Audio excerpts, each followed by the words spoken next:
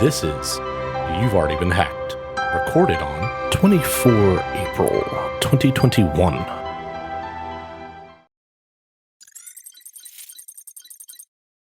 Well, it seems like 2021 is the gift that keeps on giving when it comes to the nightmares of cybersecurity. An investigation by PulseLogic has determined that the vulnerabilities recently disclosed in their VPNs is a combination of prior vulnerabilities and a previously unknown vulnerability discovered this month. Evante, PulseSecure's parent company, has released a mitigation for the vulnerability in relation to the multiple malware families that are involved, and it is called the Pulse Connect Secure Integrity Tool. Any of their customers can download it to see if their systems are impacted. That's the good news. The bad news is a final patch to address the vulnerability will not be available until early May 2021. And in an asterisk on the report, just to make sure everyone knew that it was not similar or as bad or whatever, equivalent to SolarWinds or Exchange, there is no indication the identified backdoors were introduced through a supply chain compromise or the company's network or software deployment processes. Which, great, right? So we're dealing with something completely different.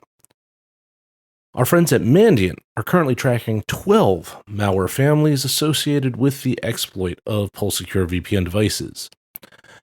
All of these families look like they are related to the circumvention of authentication and backdoor access to the devices, but may not necessarily be related to each other, and they have been observed in separate investigations. What's more troubling and yet more likely is that multiple actors are responsible for the creation and deployment of these various code families. So it looks like a bunch of different groups figured out how to do this all relatively around the same time. Our friends over at FireEye are focusing in on what may be one group known as UNC 2630, and I'll just refer to them as 2630 moving forward for ease of speaking. What they've noticed is that 2630 has been going after the U.S. defense industrial base networks. What they've seen is that 2630 is harvesting credentials from VPN login flows. This allows the actor to use legitimate account credentials, and then once they get in to the VPN that way, they can move laterally through the entire environment wherever they want to go. The way that they've observed the actor maintaining persistence is through using a legitimate Pulse Secure binary and script on the VPN appliance. Now, while it may be a legitimate binary, it's like what I like to call value added, right? It's been modified. What they do is they have a 6-step process, and this is all outlined in grisly detail in the FireEye blog post on this, in how they patch the file, what they do with the file, inject, etc., until they get what they need so that they can maintain that level of access. So, who is 2630? Not sure, but the combination of infrastructure, the tools, the behavior while they're acting, it all appears to be relatively novel and not previously observed in any other campaign or engagement. That's very troubling. Despite all of this, Mandiant analysts note strong similarities to historic intrusions dating back as far as 2014, conducted by Chinese espionage actors that were part of APT5. They've also uncovered limited evidence to suggest that 2630 operates on behalf of the Chinese government. All of this analysis is still ongoing, so TBD on what may be the final disposition. The blog post on FireEye.com goes into a very lengthy, with multiple diagram recommendations on what to do while we wait for the patch. I encourage anyone that has anything to do with PulseLogic Secure VPN infrastructure, go check this out. It is great detail. Way too much for us to talk about today.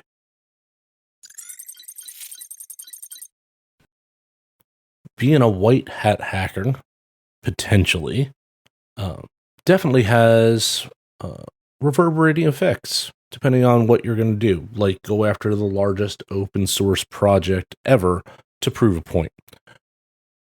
The University of Minnesota has been banned from submitting updates to the Linux kernel project over malicious commits. A Linux maintainer pledges to stop taking code submissions from the University of Minnesota after a research team purposefully submitted vulnerabilities to show software supply chain weaknesses. The university has suspended a research project after complaints that 2 student researchers submitted intentionally vulnerable code to the maintainers of the Linux kernel as a way to investigate whether supply chain integrity issues affected the widely used Linux ecosystem. At the core of all this is a research paper that was accepted and was to be presented at next month's IEEE Symposium on Security and Privacy. The paper described a research project that aimed to determine the resiliency of open source software projects to purposely flawed patches, through which attackers could introduce vulnerabilities to be exploited at a later time. The researchers submitted at least 3 updates that could have added vulnerabilities to the Linux kernel. The researchers had intended to investigate the insecurity of open source software from a critical perspective, that is, the feasibility of malicious committers stealthily introducing vulnerabilities such as use after free or UAF in open source software through hypocrite commits, seemingly beneficial minor commits that actually introduce other critical issues. At least this was what was reported in their paper. Quote, such introduced vulnerabilities can be critical as they can exist in the open source software for a long period and be exploited by the malicious committer to impact a massive number of devices and users, unquote. My one opinion on this is, okay, great, you went after Linux. It's just the most widely used piece of open source software on the planet. Maybe you should have gone after something that wouldn't have had as many eyes on it to prove your point. All you did is prove that that particular supply chain is pretty well secure because lots of people are seeing the code and they called you on it. The university, for its part, late Wednesday, issued a statement saying, quote, we take this situation extremely seriously. We have immediately suspended this line of research and will investigate the research method and the process by which this research method was approved and determine appropriate remedial action as well as safeguards against future issues if needed, unquote.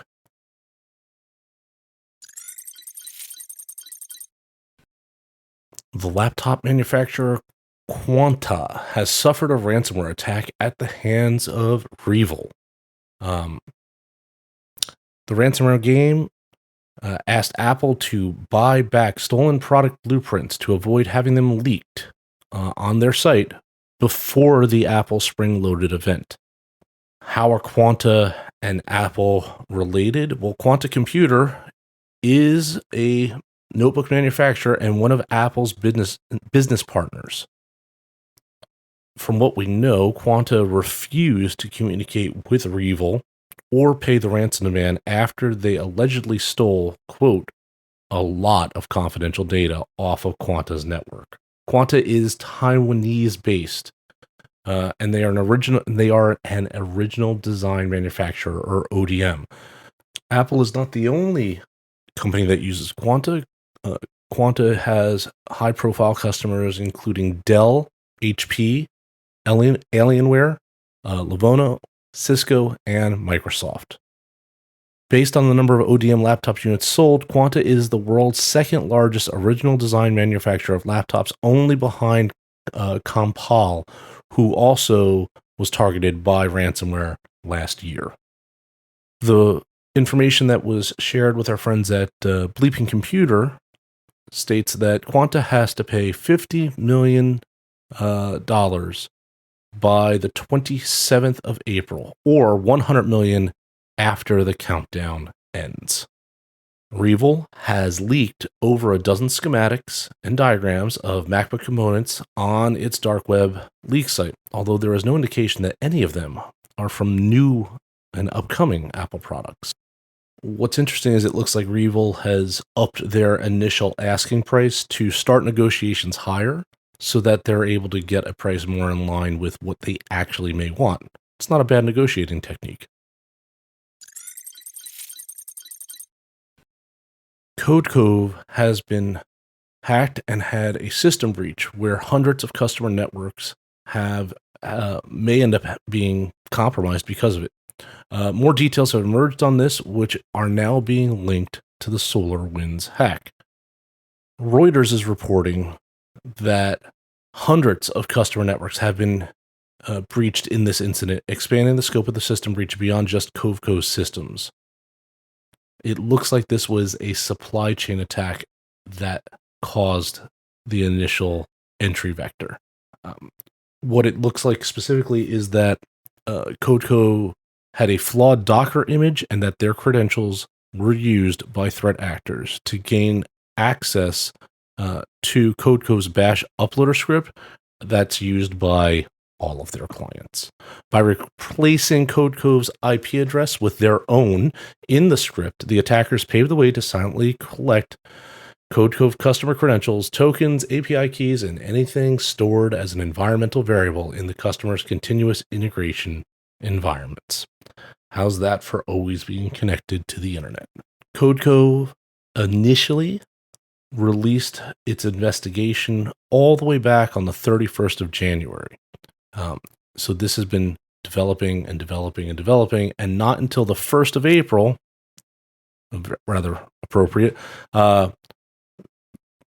is it known that the company became aware of this particular malicious activity when a customer noticed a discrepancy between the hash of the bash uploader script hosted on Codeco's domain and the correct hash listed on the company's GitHub site.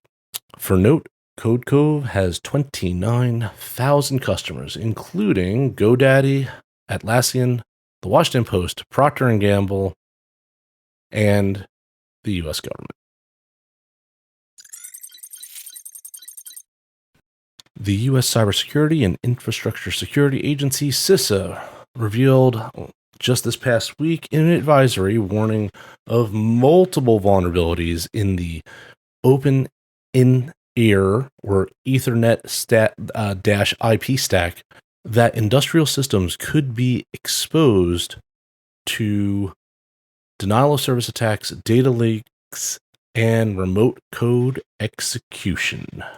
In this most recent advisory, CISA is citing 4 flaws that were recently discovered. There is a 5th one out there, but that one was announced in December 2020. Quote, an attacker would only need to send a crafted ENIP-CIP packet to the device in order to exploit these vulnerabilities. There is a CVE, and it is 2020-13-556, and it concerns an out-of-bounds write vulnerability in the Ethernet IP server that could potentially allow an attacker to send a series of specifically crafted network requests to trigger remote code execution. It is rated a 9.8 out of 10 in severity. And right now, the recommendations are tried and true and what we always say. Update to the latest version, and while you're doing that, take measures to protect your network and minimize exposure for all control system devices to the internet. Put up some more firewalls and isolate from the business network.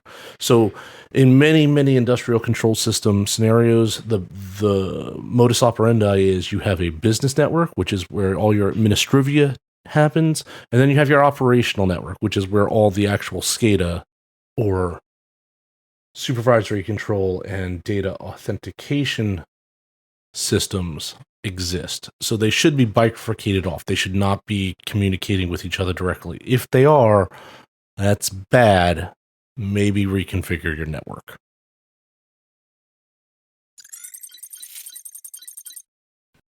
And finally, a U.S. federal judge this past Friday sentenced a member of the Fin7 hacking group to 10 years in prison for his alleged role as an administrator of the multi-billion-dollar cyber crime syndicate, which has breached hundreds of U.S. firms.